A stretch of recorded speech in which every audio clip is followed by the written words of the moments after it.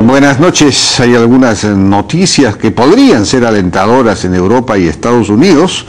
El número de desempleados en la zona euro cayó en junio por primera vez en más de 2 años. Hay 20.000 menos desempleados. Pero esto no ha alterado la tasa de desempleo, que se mantiene en 12.1% por cuarto mes consecutivo. Pero por lo menos la situación no ha seguido decayendo.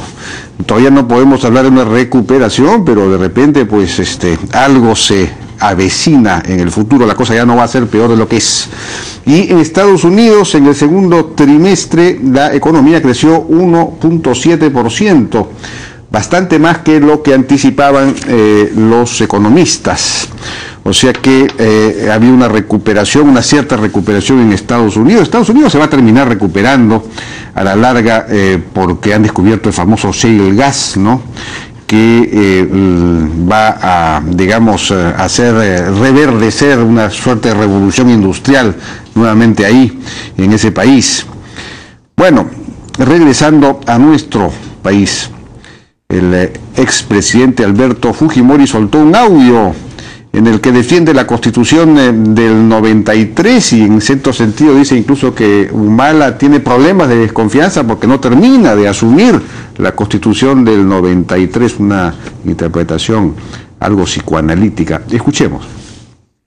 No se concibe al nuevo Perú la fortaleza económica que exhibimos, los ingresos fiscales récords, la impresionante capa de nuevos empresarios y emprendedores sin la Constitución de 1993. Los peruanos más jóvenes deben saber que los gobiernos después del 2000 solo tuvieron que cosechar sus frutos. Valgan verdades, esta pujanza económica no se debe ni a Ollanta Humala ni a Nadine Heredia. Firmé y promulgué esa Constitución, les guste o no. Al eliminar mi firma de esta Carta Magna en el 2001, los políticos tradicionales, con Alejandro Toledo, intentaron mezquina y absurdamente negar la realidad histórica. En cuanto a mí, como padre responsable, demando se restituya mi firma. Obviamente no necesito un examen de ADN. Bueno, esta pujanza económica precisamente es un poco lo que está en cuestión hoy día, ¿no? Seguimos creciendo, por supuesto, pero ya no con la pujanza de antes, que eso son cosas coyunturales. Es verdad, pues, que la situación económica del país, el crecimiento acelerado y sostenido que hemos tenido en los últimos 20 años se debe a las reformas que se introdujeron en los 90, particularmente en los primeros 5 años de los 90, y a la Constitución del 93 que las consagró, incluso las profundizó en algunos casos, permitiendo, por ejemplo, el retorno del capital al campo, donde no podía ingresar porque simple y llanamente no se podía ni alquilar las tierras según la Constitución del año 79. Bueno, efectivamente esto cambió el país de una manera notoria y ahora crecemos y somos un país completamente diferente al que éramos hace 20 o 30 años. Pero el problema es que Alberto Fujimori violó su propia Constitución al, digamos, postular por segunda vez a la reelección y al, digamos, someter a las instituciones y a la prensa para conseguir ese propósito, fundando o estableciendo una autocracia, pues, que conocemos perfectamente, incluso cuáles fueron sus repercusiones y sus consecuencias en el terreno de la corrupción. Entonces, pues, él está defendiendo esta Constitución ahora, pero la violó abiertamente en su segundo mandato. Bueno, mientras tanto, pues, Pedro Cateriano volvió a atacar a fujimoristas y a apristas. Escuchemos. Nuestros honradísimos adversarios políticos pueden criticarnos mucho y aceptamos esa crítica, pero ya conocemos quiénes aspiran a vivir en París y quiénes aspiramos a vivir en el Perú. ¿Y quiénes nos vamos a quedar en el Perú? ¿Y quiénes no nos vamos a ir ni a Tokio ni a París?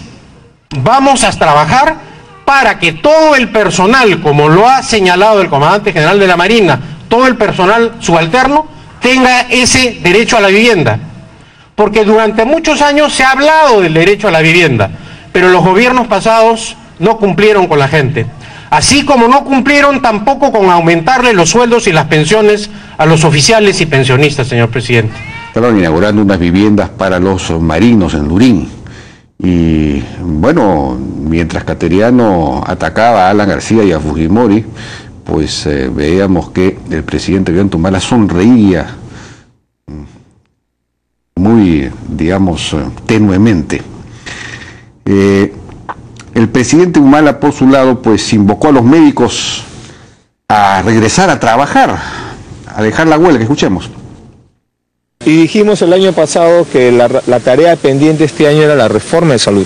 Tenemos que agradecer al Congreso de la República que nos ha delegado la facultad para trabajar 5 puntos o 6 puntos importantes en salud que van desde la reestructuración del Ministerio de Salud para que sea un ministerio más operativo, que pueda llegar a todo el territorio nacional, hasta la escala remunerativa para nuestros médicos y nuestro personal administrativo y enfermeras. Antes de fiestas patrias promulgamos una norma legal para dar un incentivo económico a los médicos, al personal de salud que trabaja en las áreas de frontera o zonas de menor desarrollo.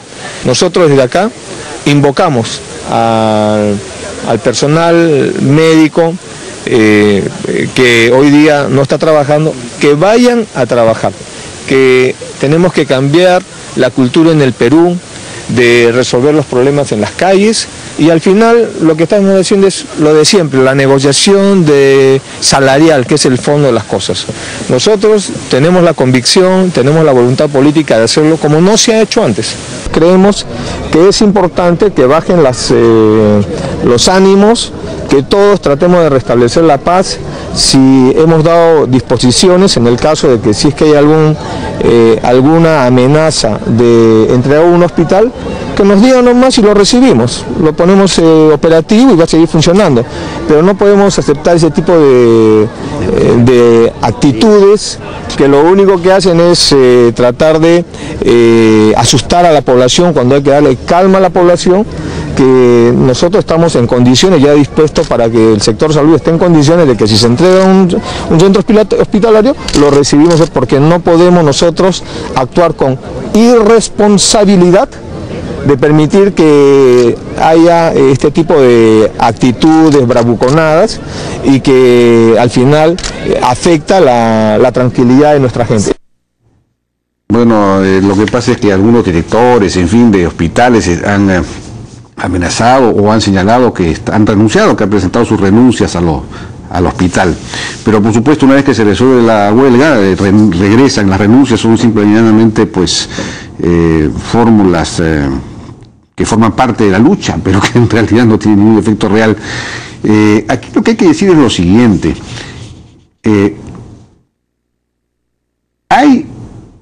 El gobierno cumplió con el acta del año pasado, luego de la huelga, en el sentido de que otorgó los incrementos que estaban en el acta, los bonos de 3.500 soles en diciembre y en mayo, luego dio otros aumentos y cumplió con todos los compromisos.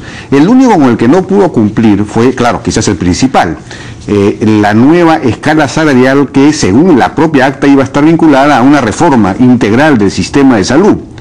Y el problema es que el acta fijaba esa propuesta para el mes de marzo, y el mes de marzo era muy pronto. Ahí los funcionarios del ministerio, los representantes del ministerio que firmaron el acta, no debieron haber firmado o aceptado el mes de marzo, porque el mes de marzo no era realista.